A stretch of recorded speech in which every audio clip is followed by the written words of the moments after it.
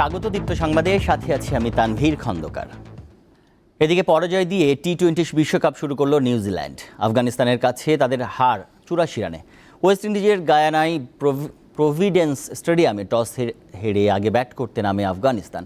রহমানুল্লাহ গুরবাজ ও ইব্রাহিম জাদরানের 103 রানের উদ্বোধনী জুটিতে দারুণ শুরু পায় তারা। ব্যক্তিগত 44 রান করে জাদরান ফিরে গেলেও গুরবাজ শাসন করতে থাকেন নিউজিল্যান্ডের বোলারদের।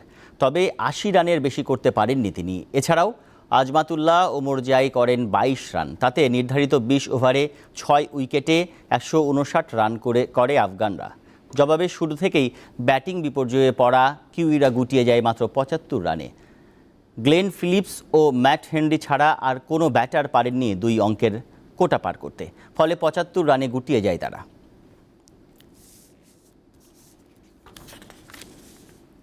এবার অন্যান্য প্রসঙ্গ। নরেন্দ্র মোদীর শপথ অনুষ্ঠানে যোগ দিতে আজ দিল্লি গেছেন প্রধানমন্ত্রী শেখ হাসিনা। ভারতের প্রধানমন্ত্রী হিসেবে কাল শপথ নেবেন মোদী। সকাল 10:15 বিমান বাংলাদেশ এয়ারলাইন্সের একটি বিশেষ ফ্লাইটে ঢাকার হজরত শাহজালাল আন্তর্জাতিক বিমানবন্দর ছাড়েন প্রধানমন্ত্রী। নরেন্দ্র মোদীর আমন্ত্রণে তার শপথ গ্রহণ অনুষ্ঠানে যোগ দিচ্ছেন শেখ হাসিনা। ফ্লাইটটি স্থানীয় সময় দুপুর 12টায় নয়াদিল্লির ভিভিআইপি বিমানবন্দর পালাম এয়ারফোর্স স্টেশনে অবতরণের কথা রয়েছে। বিমানবন্দরে প্রধানমন্ত্রীকে একটি উচ্চ পর্যায়ের ভারতীয় প্রতিনিধি দল এবং ভারতে বাংলাদেশের হাই কমিশনার মোহাম্মদ মুস্তাফিজুর রহমান অভ্যর্থনা জানাবেন।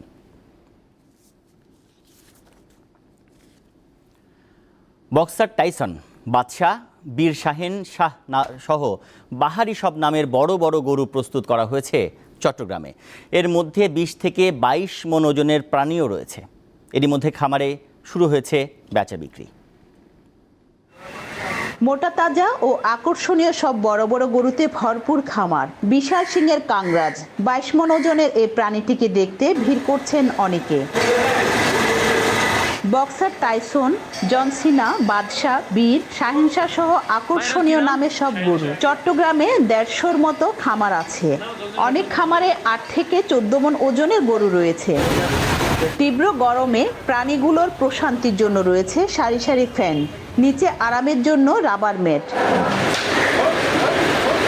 পশুর যত্নে আছে পর্যাপ্ত সংখ্যক কর্মচারী। খাদ্যের মধ্যে রয়েছে উন্নত মানের ছোলা আর শুকনো ও ভেজা ঘাস। এগুলোকে ভালোভাবে যত্ন নিচ্ছে আর কি, কোরবানির জন্য রেডি করতেছে। খানা তাও আছে, সাইলেজ আছে, মিক্স খানা আছে, ফিড আছে, তার গোসল মতো সবই দিচ্ছি আমরা। ভেজাল মুক্ত গরু কিনতে হলে আমাদের কাছে আসতে হবে আর কি। কোরবানি কেউ বড় দেয়, কেউ ছোট দেয়, এটা অনেক এনজয় লাগে বা ভালো লাগে সকলেরই। কোরবানি ঈদের আর বেশি বাকি নেই, এখনো পশুর হাট জমেনি। তবে খামারে বেচাকেনা শুরু হয়েছে। ব্যবসায়ীরা বলছেন ঈদে গরুর কোনো সংকট হবে না। আমরা এবার কোরবানির জন্য 200টার মতো গরু প্রস্তুত করেছি এবং 200টার মধ্যে আমরা অলমোস্ট 50% সোল্ড। যেহেতু আমরা খামারি, আরও লম্বা সময় যেন লালন পালন করতে পারি, এটা কিন্তু আমাদের টার্গেট থাকে। সেজন্য আমরা এরকম কোনো রকমের অ্যানাবলিক্স বা স্টেরয়েড আমরা প্রয়োগ করি না। জেলা প্রাণী সম্পদ বিভাগের তথ্য মতে চট্টগ্রামে এবারের কোরবানির ঈদে পশুর চাহিদা প্রায় 9 লাখের মতো। রুনা আনসারি, দীপ্ত সংবাদ, চট্টগ্রাম। রাজশাহী মহানগরীর অলিগলিতে আশঙ্কাজনক হারে বেড়েছে কুকুরের উপদ্রব। প্রায় প্রতিদিনই কেউ না কেউ শিকার হচ্ছেন হামলার। ফলে নগরবাসীর মধ্যে এক ধরনের আতঙ্ক বিরাজ করছে। ভ্যাকসিন নেওয়ার জন্য প্রতিদিন অন্তত 200 রোগী যাচ্ছেন হাসপাতালে।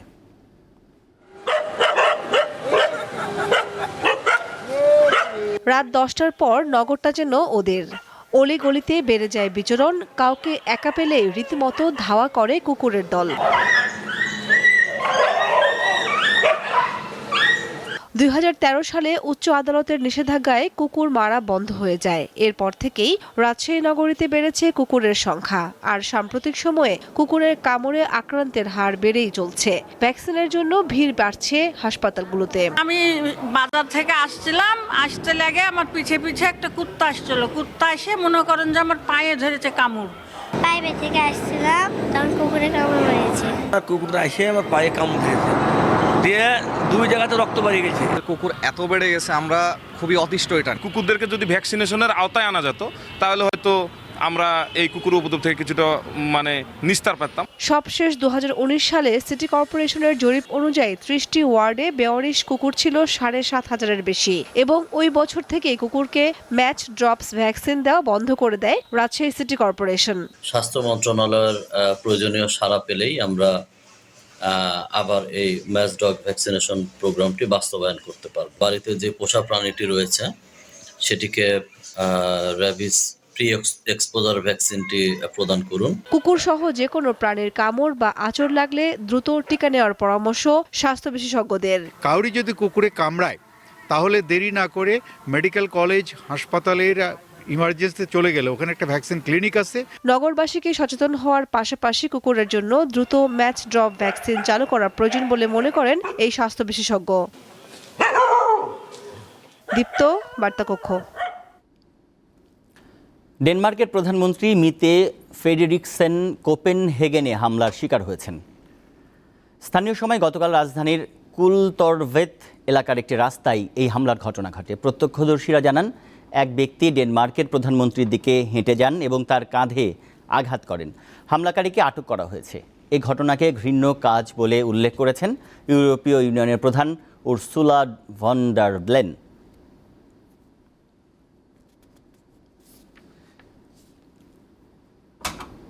ফিলিস্তিনের গাজা উপত্যকায় শিশুদের ওপর বর্বর হামলার কারণে ইসরায়েলি সেনাবাহিনীকে কালো তালিকাভুক্ত করেছে জাতিসংঘ। গাজায় ইসরায়েলি হামলার হাজার হাজার শিশু নিহত ও আহত হওয়ার প্রেক্ষাপটে এ সিদ্ধান্ত নিল বিশ্ব সংস্থাটি। জাতিসংঘের এই পদক্ষেপের তীব্র সমালোচনা করেছে ইসরায়েল। দেশটির প্রধানমন্ত্রী বেনিয়ামিন নেতানিয়াহু দাবি করেন জাতিসংঘ হামাসকে সমর্থন করে এই সিদ্ধান্ত তার প্রমাণ। বিভিন্ন মানবাধিকার সংগঠন অবশ্য জাতিসংঘের সিদ্ধান্তকে স্বাগত জানিয়েছে। গত 8 মাস ধরে চলা ইসরায়েলি আগ্রাসনে গাজায় 36,000-এর বেশি ফিলিস্তিনির প্রাণ গেছে। এর মধ্যে শিশুর সংখ্যা 15,500-এর বেশি।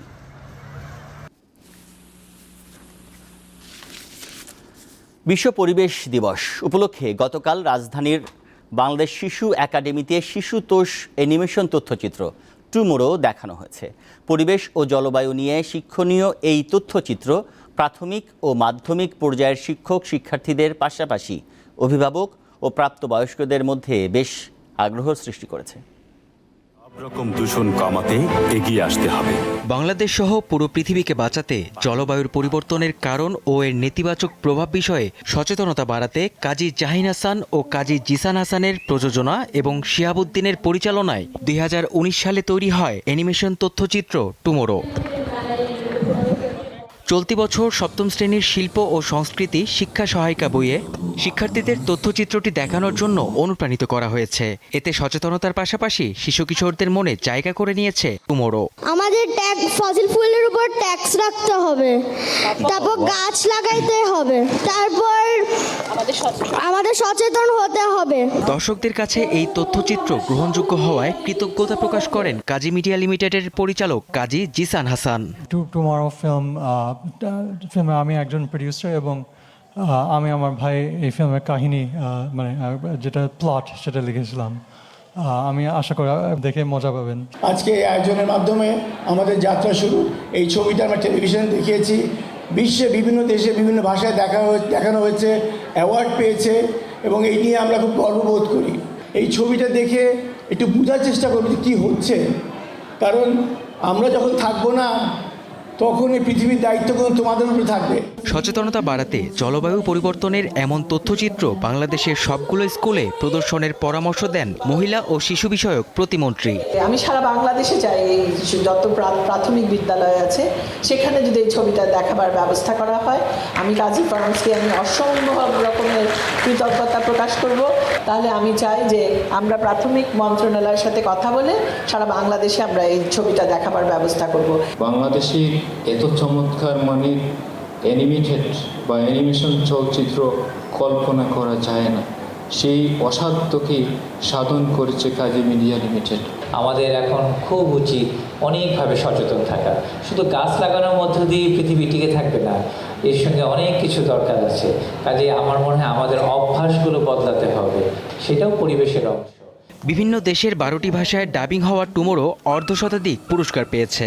আর এই পৃথিবীকে সুন্দর রাখার দায়িত্ব আমাদের। মেহেদী হাসান, দীপ্ত সংবাদ, ঢাকা। শেষ করব একটি ভিন্ন রকমের খবর দিয়ে। সাগর কিংবা পাহাড় কোনো স্থানই বাদ যাচ্ছে না মানুষের ফেলা বর্জ্য থেকে। এমনকি পৃথিবীর সর্বোচ্চ হিমালয় পর্বতমালাও ভরে উঠেছে বর্জ্যে। প্রকৃতিকে রক্ষায় চলতি বছর এভারেস্ট, নুৎসে এবং লোৎসে পর্বত থেকে 11 টন আবর্জনা পরিষ্কার করেছে নেপালের সেনাবাহিনী। পৃথিবীর সর্বোচ্চ শৃঙ্গ মাউন্ট এভারেস্ট, পর্বতারোহীদের স্বপ্ন থাকে এর চূড়া ছোঁয়ার। সেই লক্ষ্যে প্রতি বছরই এভারেস্টে আরোহণকারীর সংখ্যা বাড়ছে। কিন্তু মানুষের পদচারণা যেখানে পড়েছে সেখানেই প্রকৃতি তার স্বাভাবিক রূপ সৌন্দর্য হারিয়েছে। ভিন্ন নয় বিশ্বের সর্বোচ্চ শৃঙ্গ মাউন্ট এভারেস্টও। মানুষের পদচারণা বাড়ার সঙ্গে সঙ্গে পৃথিবীর শীর্ষস্থানে বেড়ে চলেছে বর্জ্যের পরিমাণ।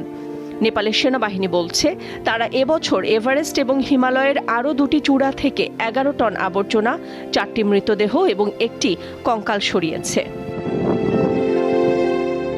পরিচ্ছন্নতা অভিযানে সৈন্যদের সময় লেগেছে 55 দিন। তাদের ধারণা এভারেস্টে আরও অন্তত 50 টনেরও বেশি বর্জ্য এবং 200টির বেশি মৃতদেহ রয়েছে। 2019 সালে হিমালয় পর্বতে বার্ষিক পরিষ্কার পরিচ্ছন্নতা পরিচালনা শুরু করে দেশটির সেনাবাহিনী। ওই বছর অতিরিক্ত আবর্জনার কারণে পর্বত চূড়ায় পৌঁছতে বিপজ্জনক পরিস্থিতিতে পড়তে হয় পর্বতারোহীদের।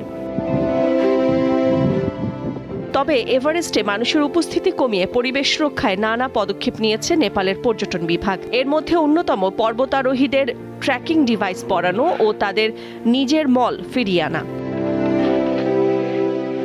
নাদিরা জাহান, দীপ্ত বার্তা কক্ষ। এই ছিল এখনকার মতো। পরের সংবাদ দুপুর 3টায় দেখার আমন্ত্রণ।